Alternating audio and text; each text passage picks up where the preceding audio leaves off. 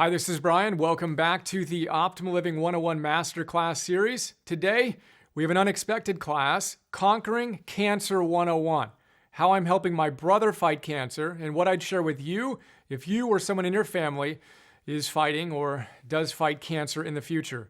So quick context here. My brother Rick, I've mentioned in a number of our classes here, he's been one of my biggest supporters throughout my life. Older brother Rick coached me as a little kid playing baseball and is our biggest investor in our business. So you can imagine how I felt when I heard that he was admitted to the hospital a couple of weeks ago with stomach issues, which led to a major surgery, which led to half of his stomach being removed, which led to a cancer diagnosis. We're still met with the oncologist yesterday and understanding exactly what's going on, what the protocol is going to be. But before he went into surgery, I was in the surgical room with him and some of our family. Rick playfully introduced me to his surgeon. He said, "This is my brother. He's my coach." And as you can imagine, over the last 2 weeks, I've spent basically all of my energy wrapping my brain around how to best support my brother. And I literally created this class for him. And I walked through this class with him early Saturday morning last week. And as I did so, I realized we're not alone. Unfortunately, so many families around the world are going through the exact same thing. And this class is basically me sharing the best that I know. I went back and looked at all of our notes. We have dozens of references to cancer in our philosopher's notes. I called one of my smartest and wisest friends, Pilar Gerasimo, who started Experience Life magazine, and I know has gone through similar challenges with a dear friend of hers, and said, what do we need to be thinking about? She recommended a great book called Anti-Cancer, which I highly recommend. We're going to be pulling a lot of ideas out of there for this class. But basically, I'm obviously not an oncologist. I'm not a cancer specialist per se, but I am committed to supporting my brother, and I consider you an extended part of our family. And I'd like you to consider me your brother, helping you out here, your friend, your coach, however you want to frame it. But that's where this class originated from. As always, we've got 10 big ideas. And as always, I'm excited to share them. We'll start at the top, and then we'll drill in. All right, our first big idea is genes versus habits. Genes versus habits. A lot of us think that we're just cursed with bad genes, but the research is unequivocal. It's not genes that are driving the show, it's habits. We're going to talk about one research study in particular done in Denmark with adopted kids, over 1,000 adopted kids. And we look at what happens if their biological parents got cancer before age 50, vis-a-vis their adopted parents. And what you're going to find is it's the habits that matter more than the genes. Some researchers say less than 15% is genetic. Others say 2 to 3%. So we're going to talk about the importance of habits, and it's really important that we wrap our brains around this so we feel a sense of empowerment, which will be a theme throughout this. And I want to state, of course, each case is unique. Every situation is going to be unique, but I think these general principles will be helpful and applied throughout. The second big idea, statistics.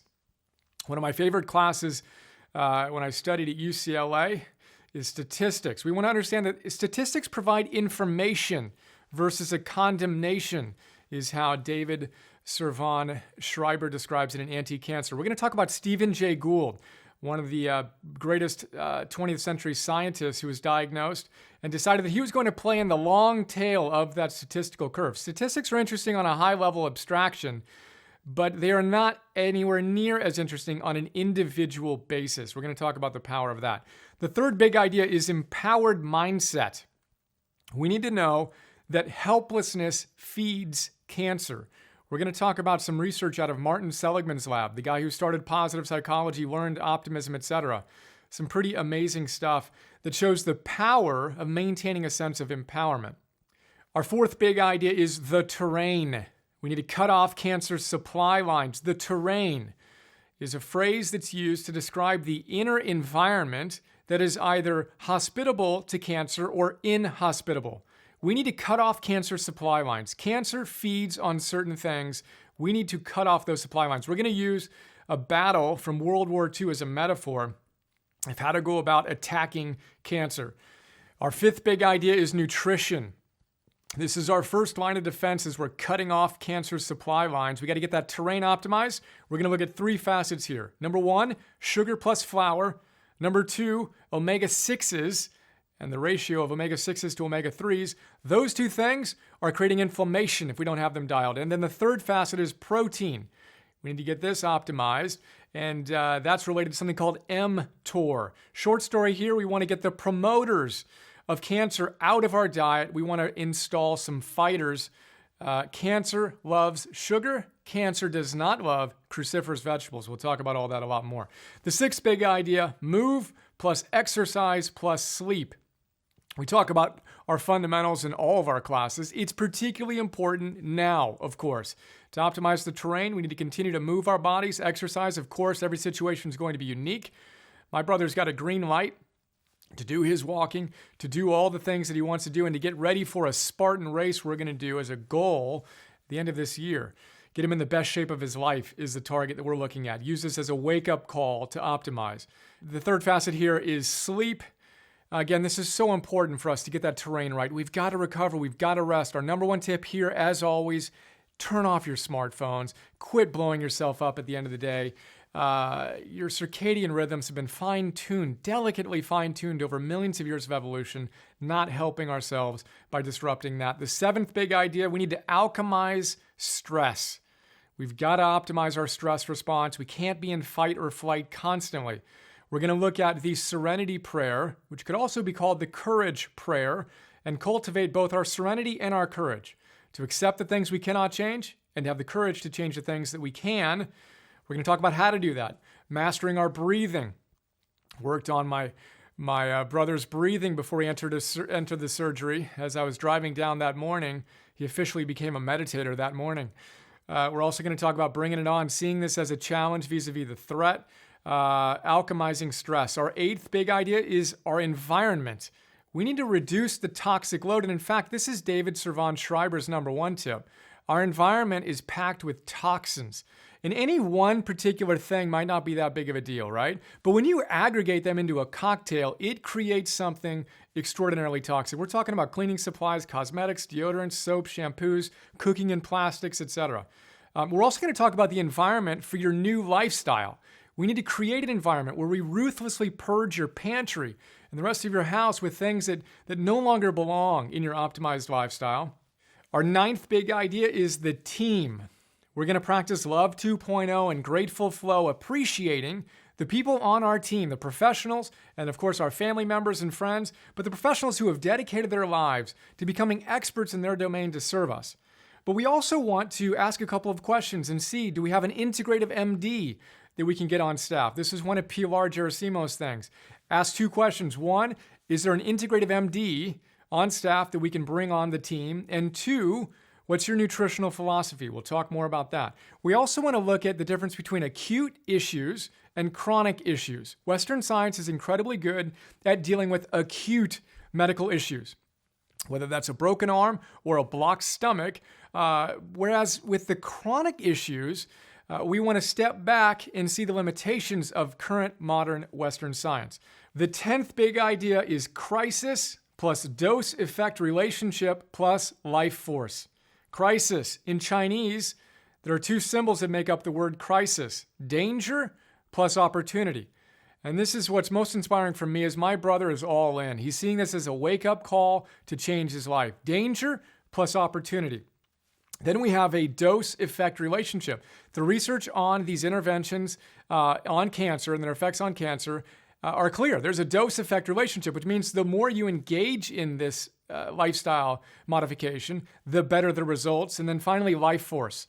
Back to David Servan Schreiber. He says the number one protection against cancer is a reason to live, is that life force within, and connecting to that.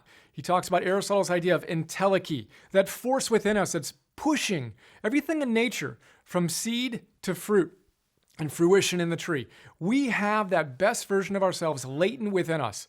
And cancer, perhaps more than anything else, is a wake-up call to express that best version of us. When we talk about conquering cancer, we're talking about conquering it not primarily on a physical level, but on an emotional, energetic, spiritual level, tapping into and connecting that life force, expressing the best within us, moment to moment to moment. So that's the quick look at the top 10 big ideas. One more quick note before we jump in. This class is about conquering cancer, but we want to keep in mind that the best way to conquer cancer is to prevent cancer.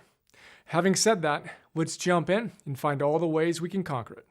Our first big idea is the first myth we need to tackle. Genes versus habits. Which one do you think is more influential? Genes or habits? Let's look at what science has to say. Most of us think it's genes. Science says it's habits. Here's the study that provides some pretty compelling evidence. Imagine you're in Denmark and you're researching 1,000 kids who were adopted at birth. Kids who were adopted at birth provide a very interesting sample for data like this, right? So imagine this. Imagine these kids were adopted, and we want to look at whether their parents got cancer. And the question is, do you think that the biological parents getting cancer before age 50 would have a bigger impact, or their adoptive parents getting cancer before age 50? Which one do you think would have a bigger impact and influence the kids themselves experiencing cancer? The biological parents getting cancer before 50 or the adoptive parents? What would you guess? Well, here's what the research says. The research shows that if the biological parent gets cancer before age 50, but they never lived with the adoptive kid, right? There's a 0 increase in likelihood of the kid getting cancer. 0, no correlation. But if the adoptive parents get cancer before age 50, the risk of the kids getting cancer goes up 5-fold. Why is that? Because these parents pass on their habits, not their genes, their habits. So David Servan Schreiber says that cancer is at most 15% of the equation. The rest, habits, lifestyle choices. Colin Campbell, author of the China study, who's researched this stuff a ton, says it's more likely 2 to 3%. Habits outweigh genes by a huge factor. And this is important that we bust this myth, because otherwise we're going to feel powerless. We're going to think we just kind of got cursed by the genetic gods. It's not the case. Our lifestyle choices matter. Genes versus habits. All right, so before we move on to the second big idea, a little PS to that last one. Another way to think about it is that genes load the gun, but the environment pulls the trigger. I learned this actually at UCLA studying abnormal psychology, where we talk about things that can go wrong, right? The same basic idea. They call it a stress diathesis model. You might have a genetic predisposition to something that loads the gun, but it's your lifestyle choices and the environment that impacts that genetic vulnerability that actually creates the psychological disorder. And the same basic idea applies to the cancer side of things. Our lifestyle matters a lot. Genes again versus habits. All right, so our second big idea is statistics. We want to target the long tail. So this is another myth we want to bust. Oftentimes we hear statistics, and rather than hearing it as information, we hear it as condemnation. This is another great distinction from David Servan Schreiber in Anti-Cancer. Statistics is not condemnation, not a condemnation. It is simply information. He uses an example of Stephen Jay Gould to bring the point home. Stephen Jay Gould was a Harvard scientist, a zoologist at Harvard, known as the second Darwin, who extended Darwin's ideas in evolution powerfully. Brilliant guy, who was diagnosed with a very virulent form of cancer. He was given 8 months to live, right? And his oncologist, who was otherwise straightforward, told him, nah, you don't need to read anything in the research. There's nothing useful to read in there. And Stephen Jay Gould was a scientist. He was an academic and a researcher. And he jokingly said, telling someone like me not to read the research data is like telling Homo sapiens that they can't have sex. They're just going to want to have it, right? They're the most sexy animal on the planet, he says. So he dove into the research, and then he quickly realized why the oncologist didn't want him to read about it, because it was horrific. So he had about 15 minutes of panic, he says, and then he put his scientific hat on and he said, look, if the median is whatever it is, and for him, his prognosis was 8 months, right? He said, if that's the case, first of all, that data is old. All right, so we've already improved our treatment plans, right? And there's a long tail. So if you have a distribution, you're always going to have a distribution. Sometimes it's normal, where it's just a nice bell curve, right? And you got your median in the middle. Half the people fall below, half the people fall above that curve. But there's always a distribution, and there's always a long tail. And Stephen Jay Gould said, why can't I end up in that long tail? Maybe some people live less than 8 months, but a lot of people, or at least a certain number of people, live longer than 8 months. Long story short, Stephen Jay Gould lived for 20 years. He lived for 240 months. He was told he lived for 8 months. 30 times longer is how long he lived. And then he wound up dying from a different disease. So when we hear statistics, when we hear data, we want to run it through a very, very strong filter and realize that data does not account for you as an individual who's committed to practicing these different lifestyle changes. You're different. You walk out of the hospital like my brother did and have your oncologist and team tell you, you don't need to change anything. Just come back and we'll deal with it via the surgery and the radiation and chemotherapy, all of which are incredibly important in many, many cases. So I'm not saying those things aren't important, but so is the terrain. So are all the other things we're going to talk about in this class. And when you choose to adopt those behaviors, you completely leave the normal statistical curve. One other little story I shared with my brother was about our grandfather. So once I went, after graduating from UCLA, I was recruited into this leadership thing with the old Arthur Anderson. And at the time, I didn't know what I wanted to do. First generation college student. You know, the idea of being a partner at Arthur Anderson at that time felt really appealing, right? But we went to this training and they were telling us, hey, only 1 out of X hundred of you will become a partner. And at that stage of my life, I took that in and I said, I'm not so sure about that. And I came home and my grandfather happened to be visiting. And I told him what I just told you. And my grandfather laughed and he said, how many of you are there? Those sound like great odds to me. How many of you are there? 1 in whatever? He didn't care. So we want to have a really healthy, courageous attitude. We want to embrace reality, and then we want to choose to create our own reality. Not ignoring the facts of the matter, but realizing that we cannot be accounted for within that mass of data. That's how we want to choose to approach, I believe, the statistics. We want to focus on that long tail. Right, our third big idea is an empowered mindset. This is another idea from Anti-Cancer. David Servan-Schreiber tells us about research done in Martin Seligman's lab. So we know Martin Seligman is the father of positive psychology. We have notes on 3 of his books, Learned Optimism, Authentic Happiness, and Flourish. Right? Incredible scientist who studied learned helplessness. So learned optimism is all about learning optimism vis-a-vis learning helplessness. So get this, in his labs back in the day, they were able to take rats and inject them with a tumor that they knew would basically result in a 50% likelihood of the rat rejecting the tumor and a 50% likelihood of it not rejecting the tumor. However they did it, they came up with this strain of a tumor with these rats, 50% would live and 50% would not live, right? So anyway, they took these rats and they had 3 different conditions. The first condition was a control group where they basically injected this tumor, then didn't do anything different. The second group was the learned helplessness group. In this group, they did what they normally do to induce helplessness, which is shock the little rat in such a way that they can't escape it. So shock, can't escape, shock, can't escape. Eventually, that rat will learn helplessness. They'll curl up in a little ball and they won't do anything, right? That's our second group. The third group, and they got the tumor injected, of course, as well. The third group gets the tumor injected and they receive the exact same shocks as the second group. But they also receive, at the end, these additional shocks, extra shocks. And those shocks, they learned how to avoid by pulling a lever or doing whatever they needed to do such that they could avoid those shocks, right? That I'm going to call the empowered group. So we have our control, the learned helplessness group, and the empowered group.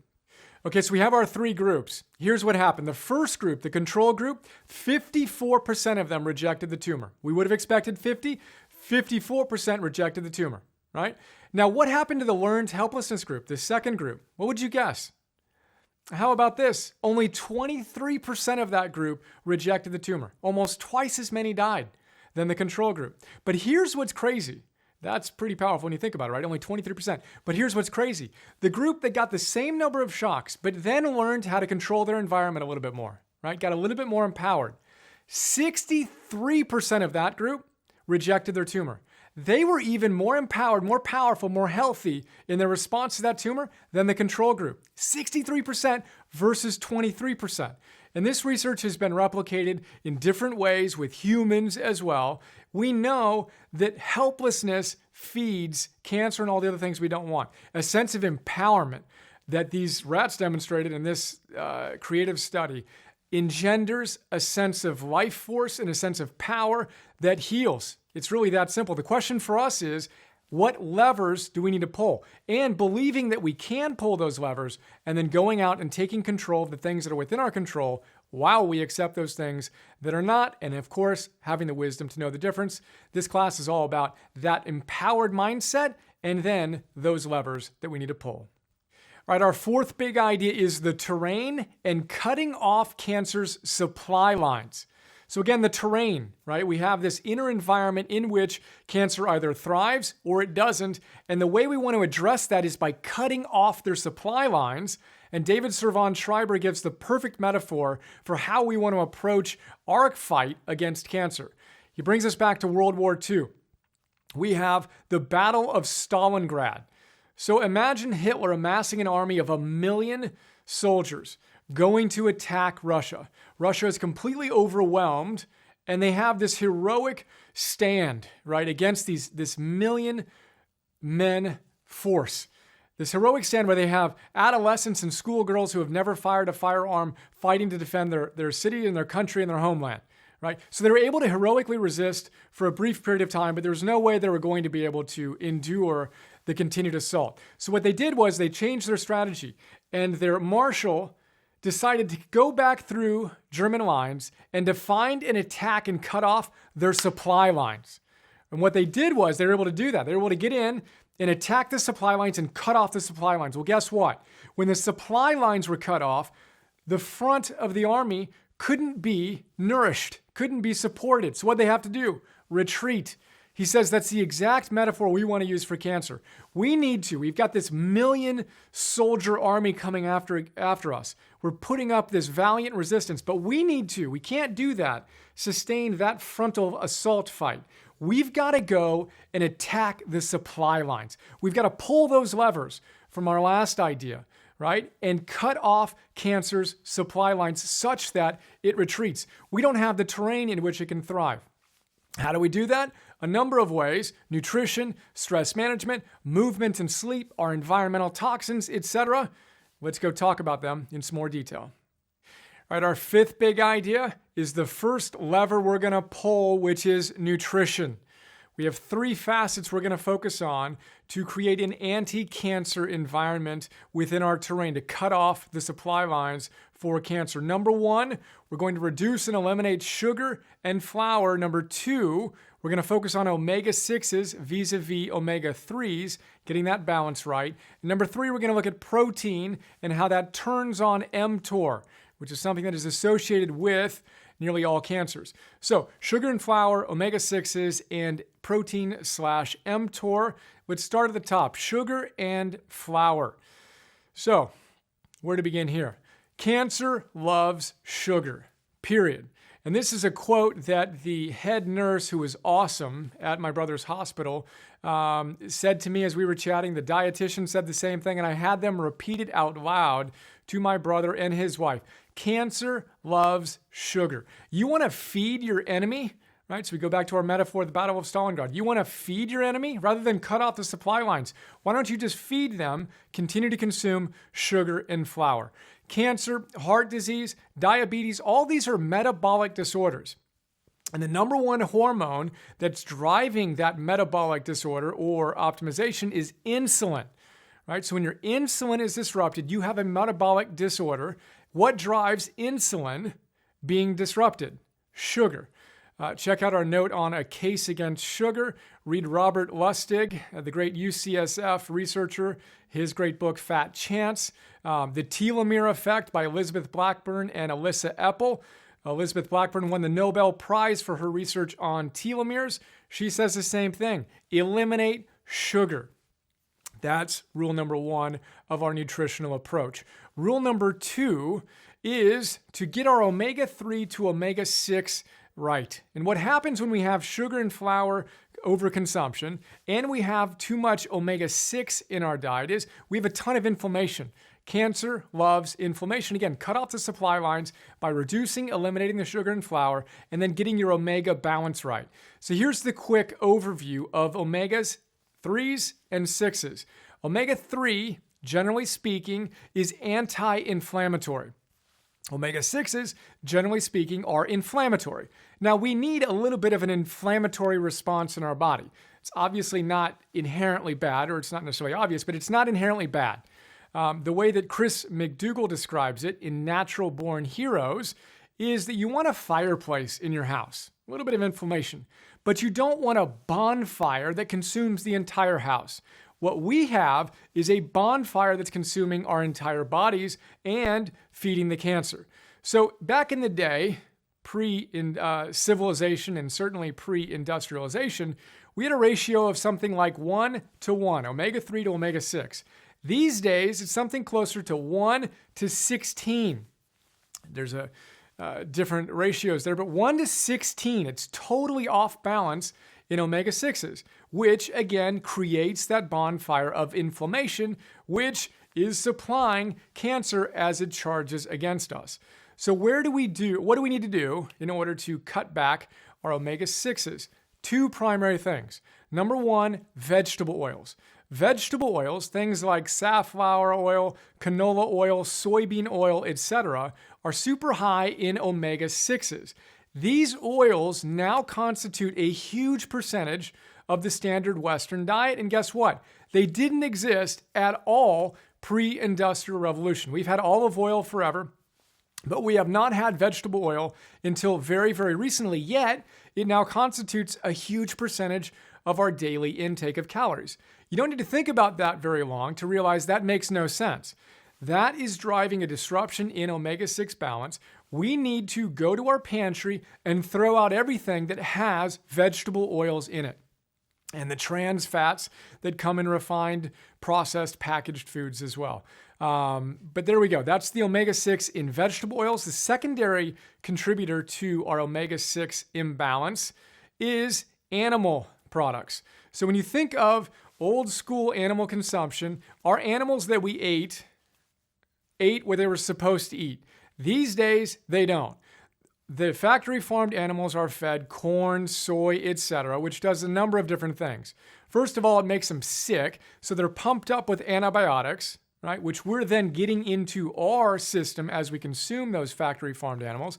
And secondly, it disrupts the animals, the cow or whatever's omega-3, omega-6 balance. So they get all wonky, right? And their omega-6s go up. Then we consume them, so ours go up even more, which is why grass-fed beef is so important. Why? Because then you get a healthy balance of omega-3s, which we want to pay attention to. So that's our second facet here, omega-3s, omega-6s. We want to pay attention to that, reduce the inflammation.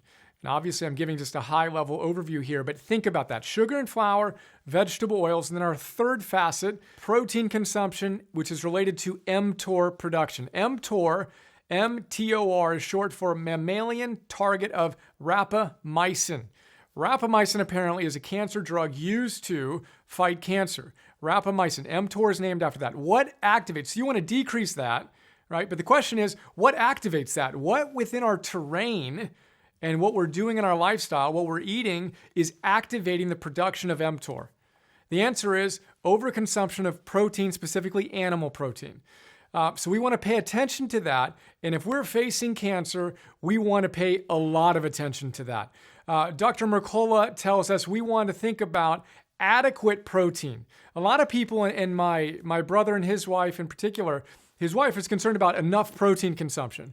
And so to shift it from, look, we don't need to worry about getting enough protein. We do need to have enough protein to rebuild and to do all the things that are necessary to keep us healthy. But the reality is it doesn't take a ton. We want to make sure we hit the adequate level. And then there's the moderate, then there's overconsumption. And it's really easy to overconsume if you aren't paying attention to it. The quick math that Mercola, for example, shares, and different people share different ratios. He shares 0.5 grams of protein per day per lean body mass. 0.5 grams of protein per lean body mass. So my brother, for example, roughly 160 pounds. Let's say he's 20% body fat. 160 pounds, 20% body fat is what? 32 pounds of fat minus 160 pounds is 128 lean body mass. If we did 0.5 of that, what would we have? 64 grams of protein a day. According to that model, 0.5 grams of protein per lean body mass, that's how many grams of protein we want to have a day. So you can do something like MyFitnessPal, which is what I encourage to my sister-in-law, Kristen, just to keep track. How many grams of protein are we getting? Let's get an adequate amount, but let's make sure we're not going too far. Why? Because we're going to stimulate mTOR. Nearly all cancers are associated with mTOR activation. Therefore, to get our terrain right, to cut off the supply that cancer needs to thrive, we want to reduce that mTOR. We do so by reducing our protein consumption, again, particularly the animal protein consumption. The way I've coached my brother is 4 ounces of animal protein max, no red meat for the foreseeable future as he's going through what he's going through. You can find substitutes in hemp protein. Eggs work for him. Find other solutions to get that adequate protein. But again, think adequate, not excessive. So those are our 3 facets of nutrition we want to think about. We had sugar and flour. We had omega-6s vis-a-vis omega-3s. Then we had protein and mTOR. Now I'd like to talk about cancer promoters, which are all the things we just discussed, and then cancer fighters or anti-promoters, as they're known in the literature. What do we want? We know we want to reduce or eliminate those things. What do we want to add? So if we're going to take up arms and go to battle, we first cut off the supply lines, but then we show up with this ammunition. The number one thing that we can do, our top cancer fighters are, can you guess? What would you guess are the top cancer fighters? Well, here it is, cruciferous vegetables. Cruciferous vegetables, things like broccoli and cauliflower and Brussels sprouts and cabbage and kale and chards. These are all cruciferous vegetables. The research on it is astonishing. You can consume over 20 kind of normal vegetables, right? Or you can consume 3 cruciferous vegetables and have a similar reduction in cancer risk. It's astonishing how powerful cruciferous vegetables are. They are known as cancer fighters. We want to increase them in our dietary intake. Other things that are great cancer fighters include garlic, onion, leeks, things like that are going to help the cause. Green tea has been shown to reduce cancer. Raspberries, blueberries, although we want to moderate our consumption of fruits. I'm keeping my brother at 1 or 2 servings per day. Some places would have you go to 0 fruits for a period of time. Again, we want to reduce the sugar. Fruit has fiber in it, which is going to slow the consumption of it. And the raspberries and the blueberries and blackberries and whatnot have a lot of phytonutrients, which have been shown to be powerful cancer fighters. But we want to do it in moderation. And again, I've limited other fruits with my brother. But you need to figure out what works for you. But think about those 3 elements. We want to get rid of, quit fueling the promoters, and get the fighters getting to work. All right, so a little PS here before we move on to the next lever we're going to pull. I didn't mention huge salads. So huge salads are fantastic. Again, every case is going to be unique, so work with your dietitian, your doctors, etc. But huge salads, romaine, green leaf, red leaf, escarole, beets, carrots, that sort of thing. Fantastic. Throw in some onions, etc. We want to focus on that to provide the phytonutrients, the fiber, etc. And then 3 things that I found most astonishing as I've gone through this process with my brother. Number 1, walking into that oncologist's office and seeing a bowl full of candies, still wrapping my brain around that disconnect. Number 2, we're sitting there in the waiting room, and of course there's a TV on, which is a whole nother conversation. We can't go 5 minutes without having some sort of stimulation coming in, but I'll save that for another time. But I'm sitting there watching it after the Dr. Oz show is kind of there. I'm noticing in the corner of my eye these different things. A Reese's Peanut Butter Cups commercial comes on. Sitting in a hospital, dealing with the effects of overconsumption of the standard American diet, and there we go. It's just ubiquitous. And then finally, my brother checked into the hospital with a glucose level that was in the high 140s, diabetic range, and yet he comes out of his surgery, which we know contributed to the issues that he's facing, particularly in his pancreas, which is responsible for producing the insulin to deal with all the sugar in his blood system. And then as he's getting fed through his IV after his surgery, what are they putting in there? Pure sugar. The nurse herself said it's basically twin pops. Makes no sense. We had that adjusted, but again, the disconnect between the amazing heroic work that our doctors can do via the surgery and then via the other therapies, and then the disconnect of the terrain and all the things we're talking about nutritionally is truly astonishing. So we want to step back, have our eyes wide open, and choose the most effective means forward. All right, our sixth big idea, we're going to pull a few different levers on this one quickly. We've got movement, exercise, and sleep. Movement and exercise go together, but they're different, right? Remember in Movement 101, we drew a big circle and said there's movement. Within that, we have a smaller circle, which is exercise. So exercise, in my brother's context right now, is walking 10,000 steps a day. We got him a new Fitbit. I send him a picture of my 10,000 steps. He shows me a picture of his 10,000 steps. Boom. And we're working toward him doing that Spartan race end of the year. We've gotten the sign off from his oncologist. Let's keep him fit and strong. Cancer doesn't like that. So we want to create that terrain that is as powerful and strong as possible. Again, each case is going to be unique. Check in with your team, etc. But we want to move our bodies via exercise, but then we want to move our bodies throughout the day. So I shared with my brother some research done by Joan Vernikos, who was the head of life sciences for NASA and responsible later in her career and responsible for bringing the astronauts home from the moon safely.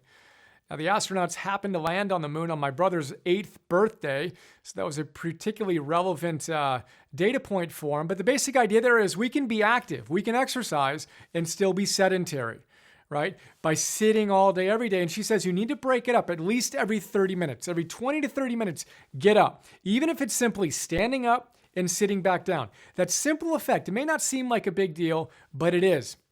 So my brother is now doing that. Every 20, 25, 30 minutes, when he's not napping or otherwise resting, he's up.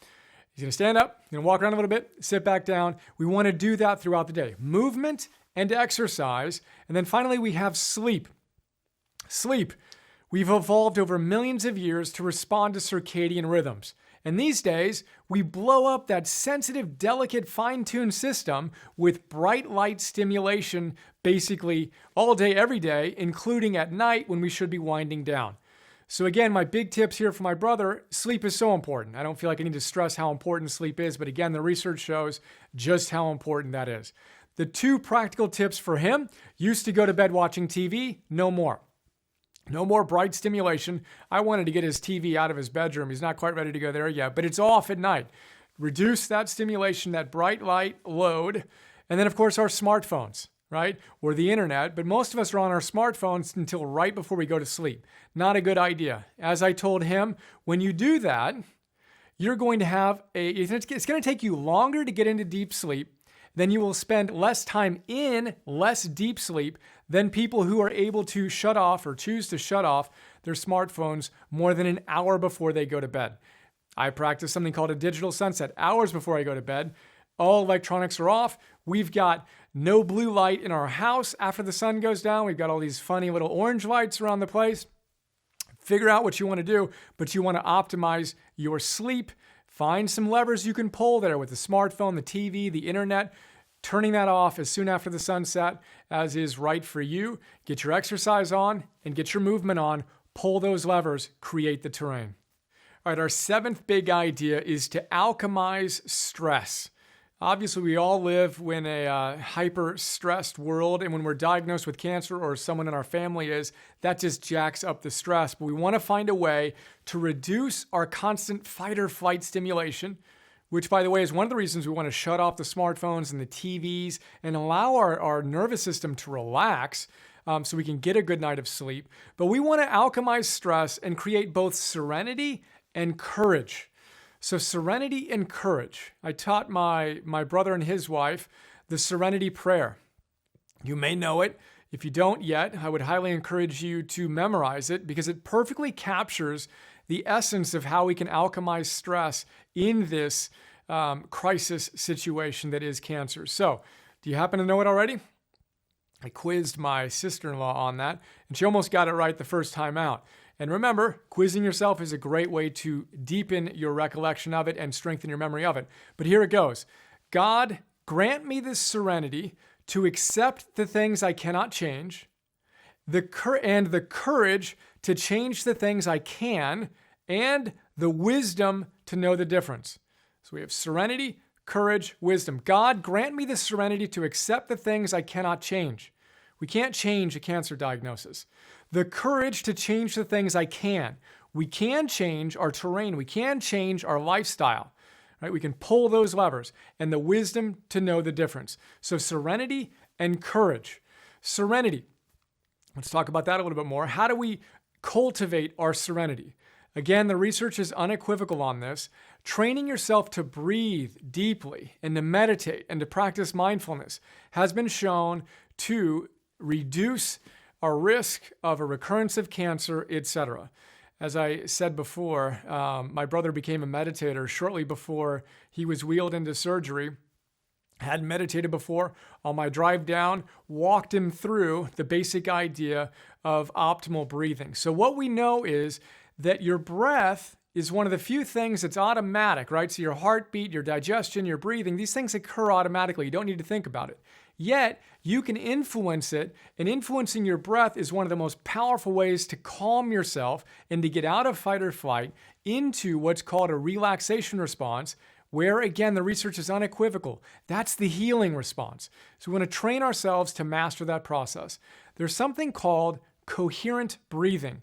Coherent breathing occurs when you're breathing at a rate of about 5 breaths per minute. And when you do that, you tend to create a heart rate variability that is optimal, where your mind is slowing down, your breathing pattern is slowing down, and your heart rate rhythms are optimized. Breathing in 5 breaths a minute is ideal. If you are less than 6 feet tall, if you're over 6 feet tall, it's about 3.5 breaths per minute. What that means, practically speaking, is you breathe in to a count of 4 or 5, you hold for a count of 1, and you exhale for a count of 6 or 7, right? So as I trained my brother, who was new at doing this, it was really the first time he had practiced this. It was a new thing, right? But he told me it immediately brought him into a state of calm. And this is what he was doing while he was literally going from saying goodbye to us right before the surgery into his surgery, and then on the other side of it. And he said it totally helped him out. So you can think about practicing that now, breathing into a count of 4, holding for a count of 1. And then the challenging part is exhaling a little longer than your inhale.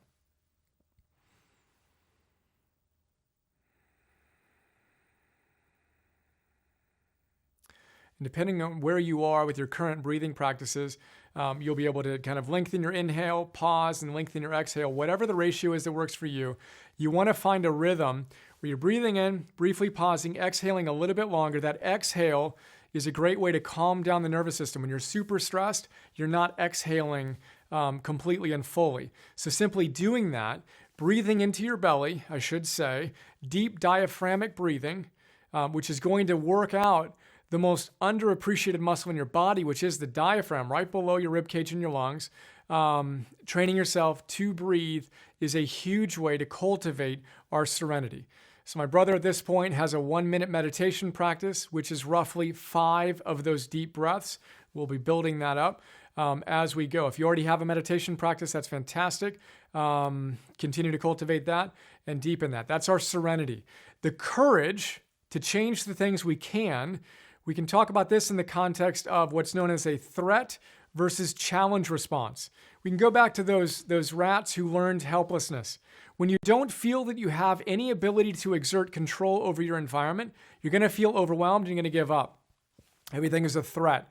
When you look at your environment and say, look, I'm going to accept the things I cannot change, including my diagnosis. It is what it is, and I'm going to have the courage to step forward. Then we see the diagnosis and all the other challenges that come with that as a challenge for us, as my brother has said, as a wake-up call to step up and do the things that he knew he could be doing, that he's now committed to doing with an intensity that is deeply inspiring for me.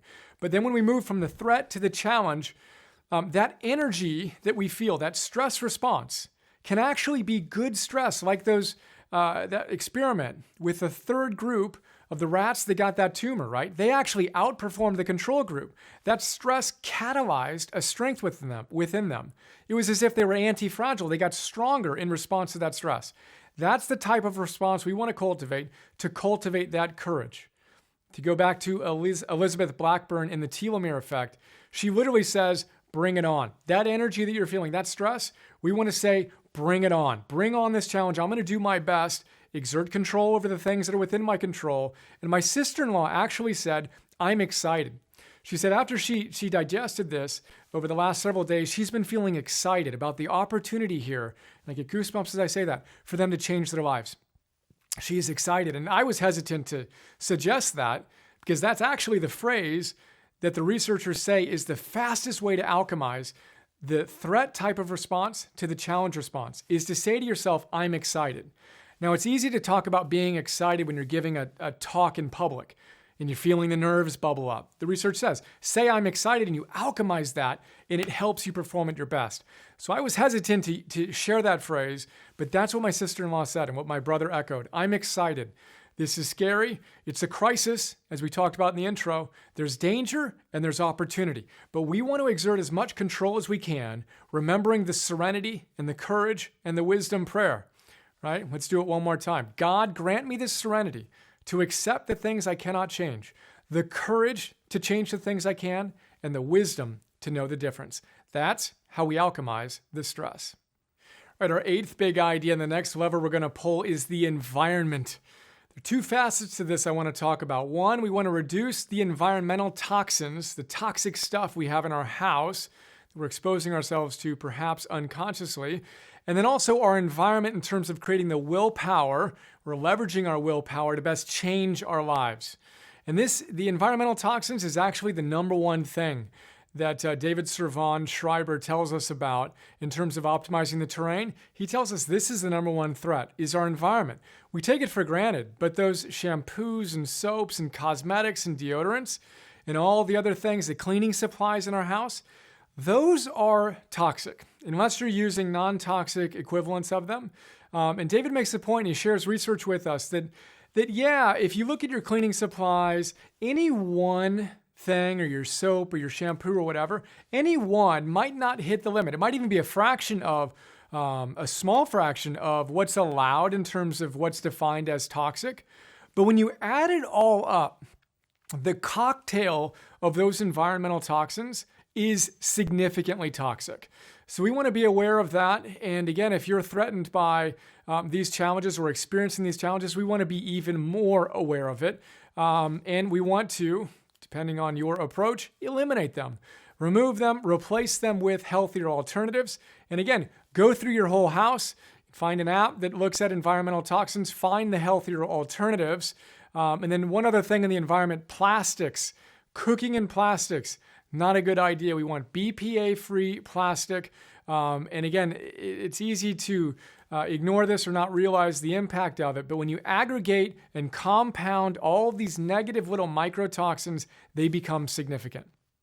The second part of this idea is to create your environment in such a way that it supports your lifestyle changes. This is Willpower 101. The best way to deal with lifestyle changes and create new habits is to have an environment that supports it. So the first thing you do, to go back to our nutrition scenario, is to look at what's in your pantry right now. And anything that does not belong in your body, that you've decided no longer belongs in your anti-cancer fighting body, anti-cancer and cancer fighting body, is eliminated. Ruthlessly purge it. This is rule number one of all nutritional philosophies. Whatever you follow, that's always the first rule, is you need to go into your pantry and literally donate, throw away, give away, whatever, return if you can, all the food that no longer belongs in your body. And then things like, for my brother, the TV in the bedroom. He's keeping it in there, but he's turning it off at night, right? The smartphone, disciplining yourself to put it somewhere that you're not going to use it at night. For us, we turn off our Wi-Fi at night. The phone is buried in the closet, etc. You want to make your environment conducive to support your new habits. That's the quick look at the environment. We got to get rid of the toxic stuff, and we want to optimize it such that we can do what we know is best for us. All right, our ninth big idea is the team. We have three facets to this as well. We're going to talk about Love 2.0 and grateful flow and appreciation. We're going to talk about two questions, and then we're going to talk about acute versus chronic disease and medical challenges. So first, we have Love 2.0 and we have grateful flow and appreciation. So as I said in the introduction, we want to open our hearts and appreciate the people who are involved on our team, from our family and friends. And really, obviously, this provides the context for just a deep, deep connection, but also find that those micro moments of positivity resonance is how Barbara Fredrickson puts it. Those little moments when we can appreciate and connect with the individuals who are serving us, the staff, from the nursing staff and the doctors, the dietitian, and everyone else who has dedicated their lives to becoming an expert at serving us in their capacity in this current context.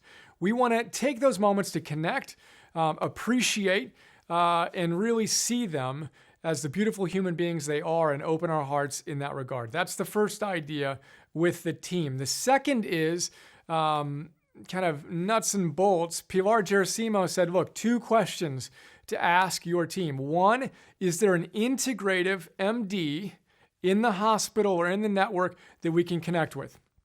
And oftentimes they're not on the primary team and they're kind of hiding somewhere, she said, but you ask about it and then they can be invited onto the team. As it turns out with my brother, they used to have someone and they don't anymore for various reasons, right? But we want to ask that question. And the second question she said is, what's our nutritional philosophy, right? And when I asked that to the head nurse, she laughed. She had her own nutritional philosophy, but as an institution, they didn't have a nutritional philosophy, which led to that IV being full of sugar and just looking at his menu and what they were serving him, disheartening. But we want to get clear on what's the nutritional philosophy. Different places are going to have different approaches. And then that leads us to the third facet of the team. We want to look at the team, and I think we want to constitute it where we have the acute individuals and experts, and then we have the chronic disease experts, right? So when you have an acute issue, as I mentioned before, if you have a broken leg or you have a stomach blocked that you just can't unblock or you can't fix in any other way, you want the trained traditional Western scientists to do what they're absolutely amazing at, right? But the reality is cancer is a chronic disease. So its symptoms may show up in an acute fashion that we need surgery for. We need the other things to deal with it. But underlying the surface, it takes years and decades for cancers to grow. Years and or decades, depending on the cancer that we're talking about, right? That's a chronic condition. And the reality is that oncologist who is so powerfully serving my brother and who has an incredibly difficult job to look at the data and then to communicate with the patients, my heart goes out to him. And we were fist bumping each other and practicing grateful flow and appreciation with him. He's amazing. What he's doing is absolutely amazing in his domain of specialty, right? His specialization. But yet, in that same office, we have a bowl of candy. There's a disconnect outside of that zone of mastery and expertise. He hasn't been trained in these integrative approaches, in these nutritional philosophies. He's totally open, and of course, to adding people to the team, but we want to be aware and celebrate the strengths, but recognize where we need to cover some weaknesses with individuals who might have a better sense of how to deal with the systemic issues, the terrain that we're talking about. Those are some thoughts on how to deal with the team. And then if you're part of the support team, take care of yourself.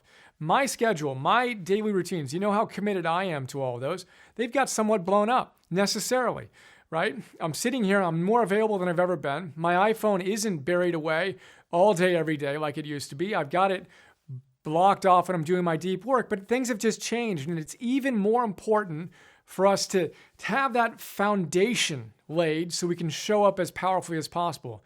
And it's easy to let all of the fundamentals that are going to keep us strong over the long term go when we have this acute issue rise up in our lives. So we want to make sure we're taking care of ourselves as a core part of that team so we can give ourselves most powerfully and fully.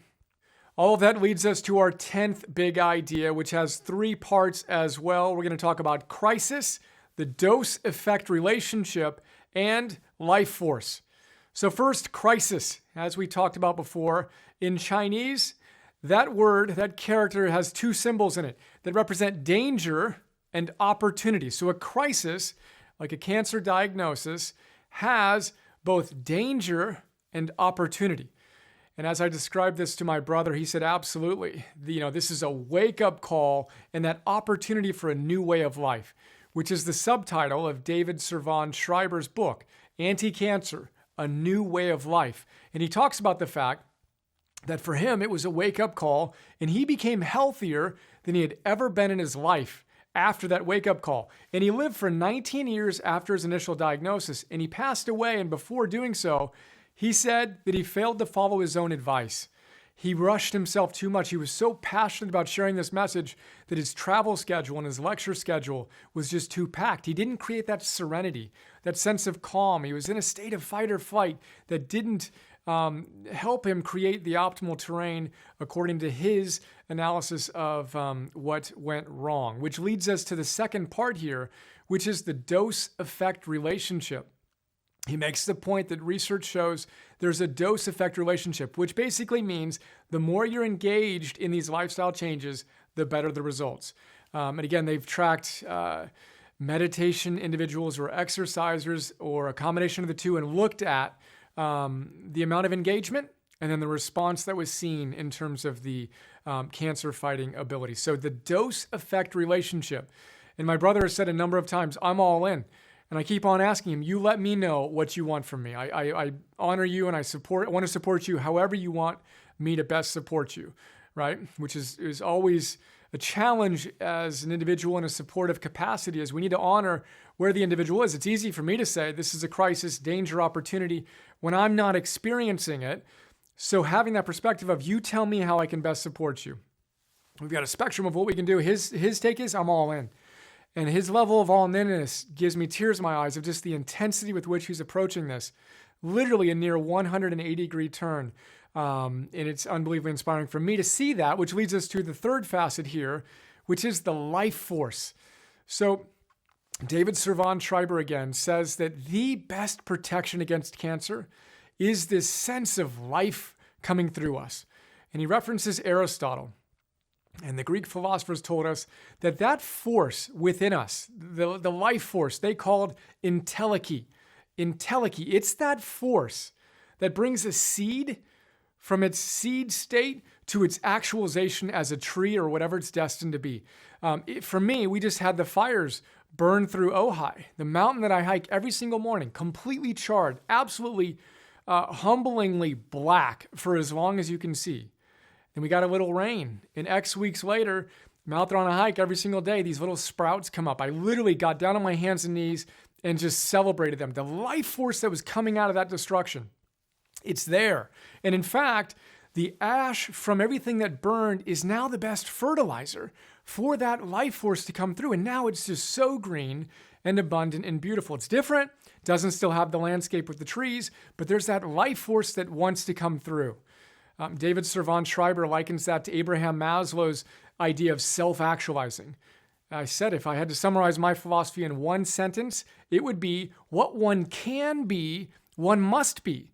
This need, Maslow says, we can call the need for self-actualization. And oftentimes it takes the crisis of a cancer diagnosis to just clear our eyes and our perception and see, wow, there's so much more that I could be doing to embrace and allow that life force to come through me. And again, as Schreiber says, that ultimately is the best protection we have against cancer because that's going to drive all the behavioral changes. That's what's going to drive that all-inness to realize life is precious. Where none of us are guaranteed any amount of time. None of us are invulnerable from that diagnosis. I could get hit driving to my next hike tomorrow morning. I shared this coin that you know I carry in my pocket if you've watched many of these. Memento Mori. The Stoic philosophers told us. And I shared the story that ancient Roman times with my brother and his wife. Ancient Roman times, you got the emperor or a general returning from battle, and the entire city of Rome is cherishing them. They're all lined up, and the emperor or the general is cruising by in his golden chariot or whatever he's in, right? He's accepting all this adulation. Life is amazing. Yet, he has an advisor sitting behind him who whispers into his ear, memento mori, remember death. Remember that all of this is fleeting. And again, it's easy for me to say in an abstract sense that we're all going to die. That is inescapable. Most of us never want to think about that. But the question isn't whether or not we're ever going to conquer death. And in fact, it's not even conquering cancer on a physical level. It's conquering on a psychological, spiritual, energetic level and saying, I commit to living. Whether that's for decades or for years or for weeks or for days, none of which do we have control over? But in this moment, will I tap into and allow that life force to come through me, to live with more love, with more gratitude, and more commitment to the ideals and the values that we believe in? Ultimately, I think that's the challenge and the call and the pathway to conquer cancer and all of the other challenges we're going to face. Well, there we go. That is a quick look at some of the ideas that I'm sharing with my brother. One of the most touching things anyone has ever said to me in my life came from my brother a few days ago as we were going through this on that Saturday morning I mentioned before. He and his wife like to talk about how lucky they are in their life. And he said, I've never been luckier in my life than to have you helping me right now. And as I prepared for this class, just imagined you and your family, and the fact that all of us are going to experience this almost certainly, either with a cherished loved one, a best friend, a family member, or whoever in our lives. And I just had this strong feeling of wishing that I could be there for you in this same context with the same intense charge. This class has been an attempt to deliver that for you. Let's go quickly through these 10 ideas. Again, starting with the intro. Check out our notes. We have a lot of different perspectives on how to deal with cancer from various experts and different nutritional philosophies, etc. But as always, I've tried to kind of triangulate around the things that they all agree on. So check out those notes. Again, every case is unique. There's the beauty of Western science, the beauty of the integrative complementary functional medicine that continues to come out. And then ultimately, it's each of us being willing to be our own experimenter, being willing to be our own scientist, and to take control. I didn't mention Bernie Siegel and his book, Love, Medicine, and Miracles, but that's another great book.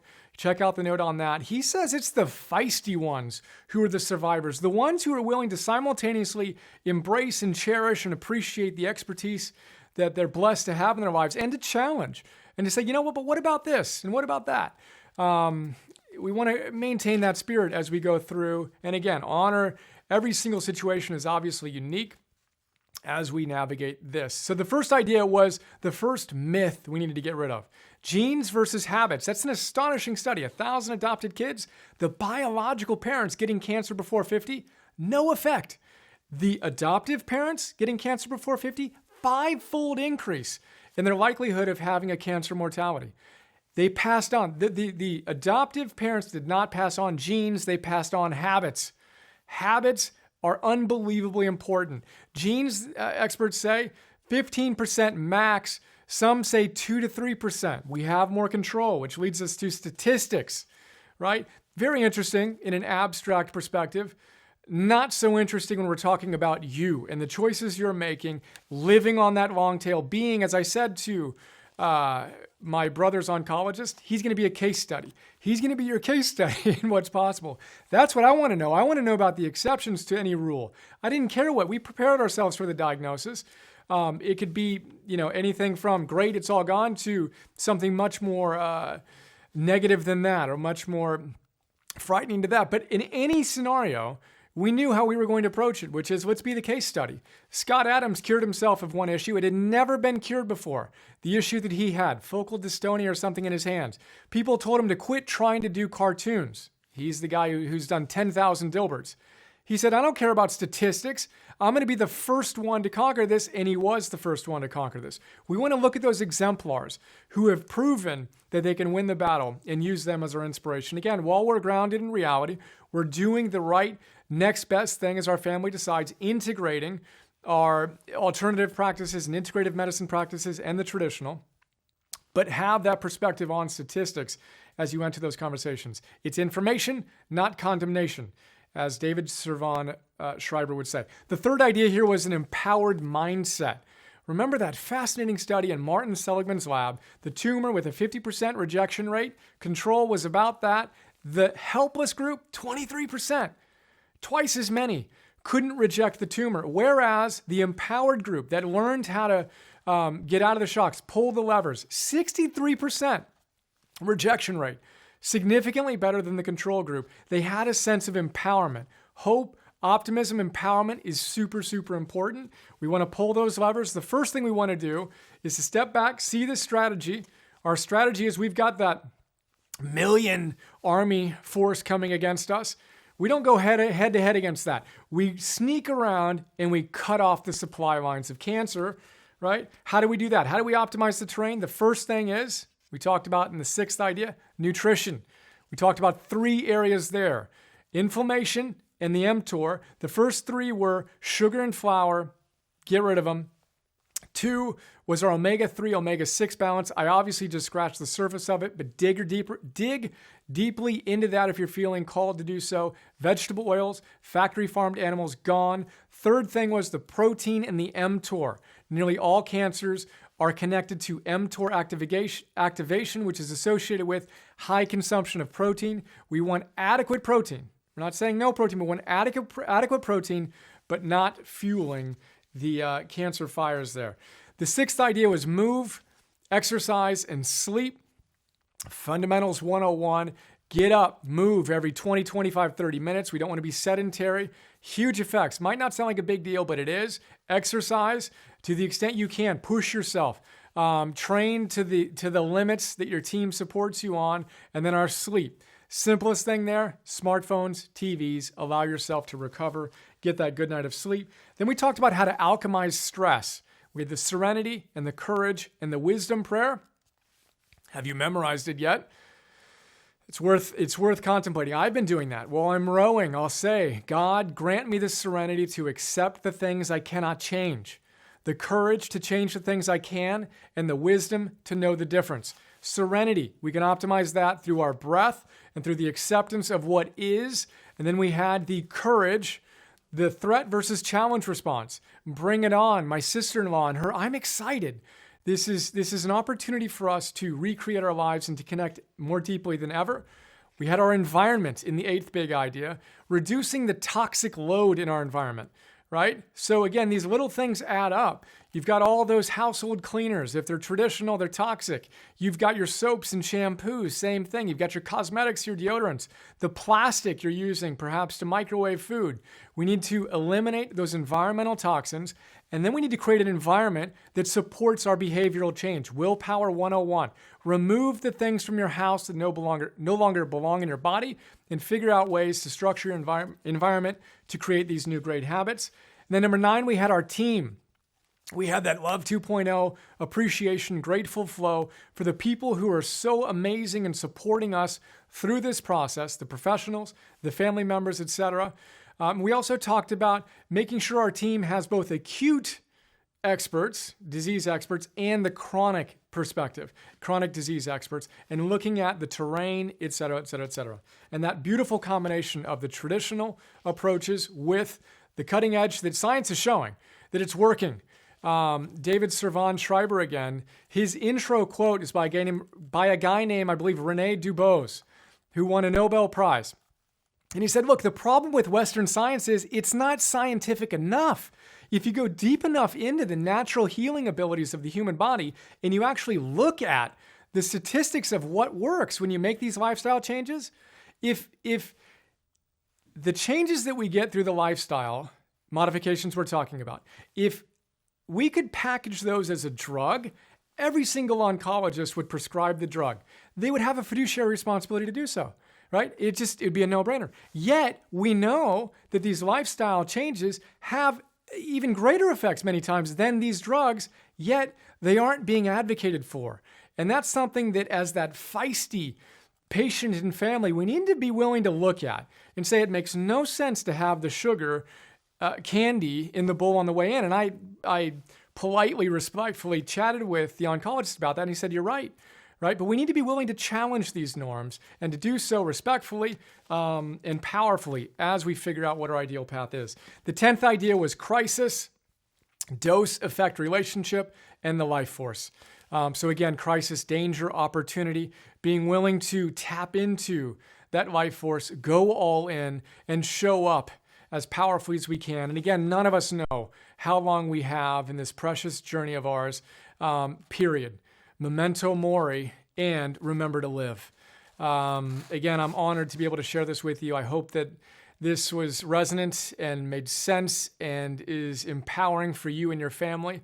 I'm sending tons of love, and I'm excited to support you. And I'm also excited for us to work together on an individual basis with the challenges we have in our immediate families, but then also think about this on a societal level. The whole idea here is let's optimize our lives so we can actualize our potential in service to the world.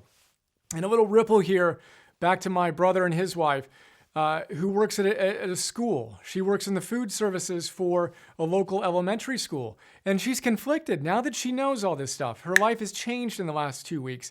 And she looks at what she's feeding and the school is feeding her kids, and she can't believe it. And she doesn't know how to reintegrate that into her life. And this is the conversation we need to have, both within our own lives and within the macro system in which we live. And as each of us step up and courageously engage in the behaviors we think make sense, I think we're going to be able to make a difference on that macro level. And ultimately, I think that's what it's all about. Again, sending tons of love to you and your family, and look forward to sharing more soon. See ya.